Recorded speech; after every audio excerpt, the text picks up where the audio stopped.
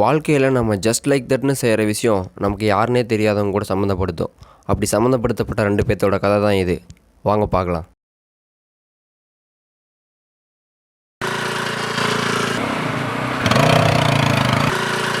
இருக்கிற பட்சம் பார்த்தா இவனுங்க வேற.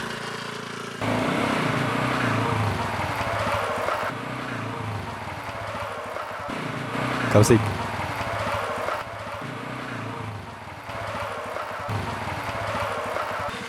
எங்கேயோ பார்த்த மயக்கம்.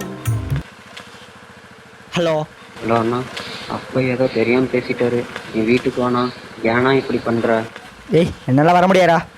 நான் அப்படியெல்லாம் சொல்லாதண்ணா. இப்போ கூட அப்பா உன்னை தெரியுதுன்னா வெளியே போயிருக்காரு. ஏய், ஃபோனை வைடா.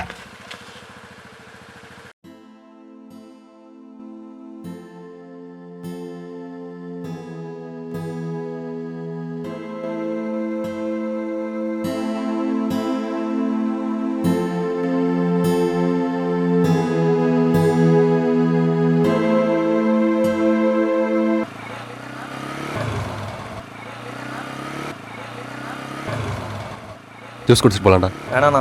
இறங்குடா.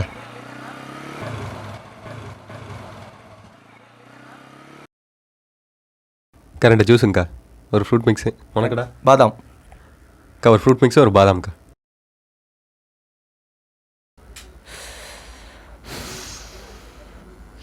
எங்கேயோ பார்த்த மயக்கம் எப்போதோ.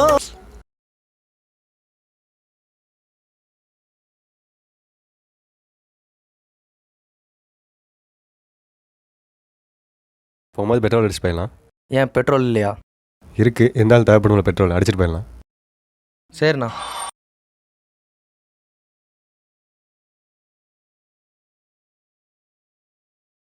எங்கேயோ பார்த்த மயக்கம். ஹலோ, டேய், என்னடா வேணும் உனக்கு?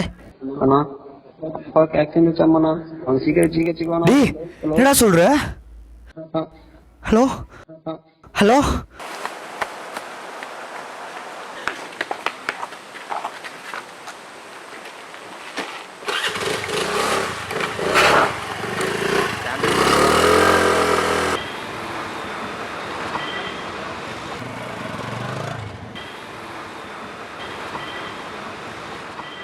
நான் ஒரு 80 ரூபாய்க்கு பெட்ரோல் தான்.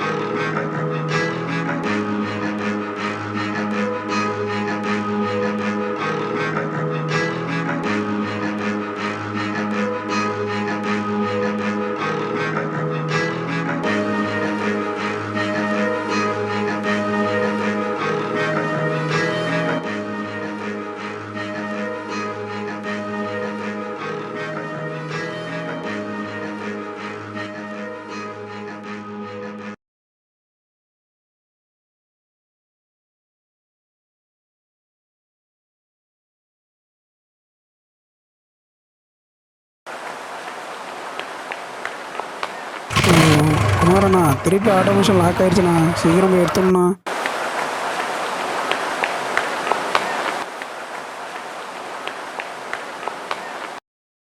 பெட்ரோல்ண்ணா. 1/4 மணி நேரம் ஆகுண்ணா. 1/4 மணி நேரமா? ஆமாண்ணா. சங்கரண்ணா, ஆட்டோமேஷன் லாக் ஆயிடுச்சுன்னு குமாரண்ணன்ட்ட சொன்னேன். எடுக்க போனார், இன்னும் காணோம். கொஞ்சம் போய் பாருண்ணா சீக்கிரம். கஸ்டமர் வெயிட் பண்ணுறாங்க.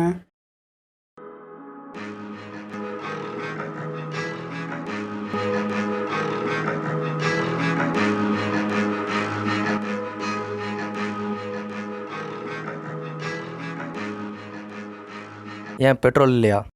இருக்குது, இருந்தாலும் தேவைப்படும்ல பெட்ரோல், அடிச்சிட்டு போயிடலாம். எப்போவோ எதிர்காலத்தில் பயன்படும்னு ஒரு சில பொருள்களை நம்ம சேமித்து வைக்கிறோம். ஆனால் நிகழ்காலத்திலேயே அவசரத்துக்கு கூட அது கிடைக்காம அவஸ்தைப்படுறவங்க நிறைய பேர் இருக்காங்க. தெரிஞ்சோ தெரியாமலோ அவங்களோட கஷ்டங்களுக்கு நாமளும் காரணமாயிடுறோம். ஆனால் அதுக்கப்புறம்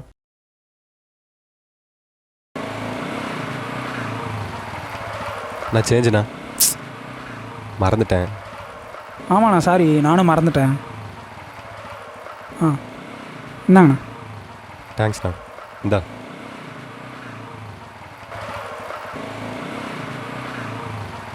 ஜி என்னாச்சு?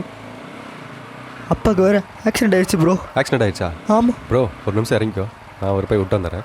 சரிண்ணா. வாங்க போகலாம். சீக்கிரம் வந்துடுறேன். சரிண்ணா. போகலாமா ப்ரோ? போகலாம் ப்ரோ.